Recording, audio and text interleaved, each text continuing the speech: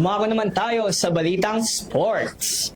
Matapos nilang lumahok sa ABC Nations Cup, ang Alas Pilipinas Men's National Team ay hahandog muli kung saan gaganapin ito sa Canlo City, Ilocos Sur.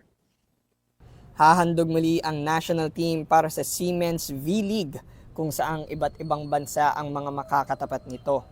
Ang kanilang makakatapat na teams dito ay ang Thailand, Cambodia, Indonesia at Vietnam. Gaganapin ang kompetisyon mula July 9 hanggang July 13.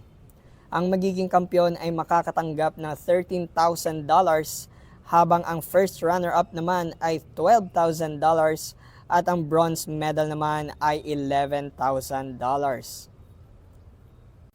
Abangan ang mga susunod na balitang sports dito lamang sa EuroTV News.